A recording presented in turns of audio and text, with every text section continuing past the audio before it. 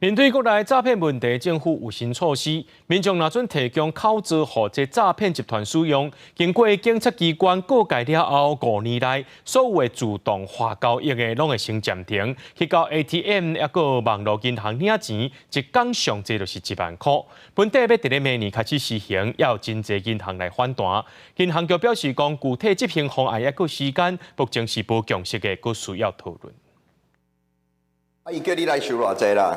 警方卖互买掠人，诈骗集团的车手、监控手拢被抓。民众若拄到诈骗案件，钱一交出去了，拢理袂带，因为不法集团透过人头口座，一个一个转销洗钱。伫即马政府搁再出手，自银行口座加严管制。从执法生效之后，只要有被告诫，他就必须要受到金融账户的限制措施。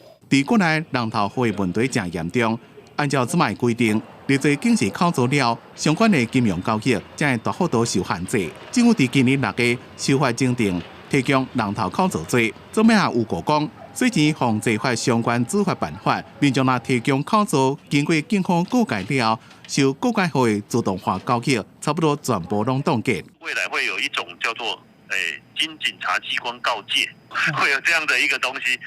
那个告诫要做什么样的处理？哦，那也都有涉及系统的那个更改啊等等，所以也可能还没有那么定案。而新制度实施本来是无够1个月，不过银行系统敢有法度即时修改，限制口座的范围是毋是扩大到受告解后所有的口座？银行局讲业者有无同的意见，目前这项措施抑阁无具体实行的时间。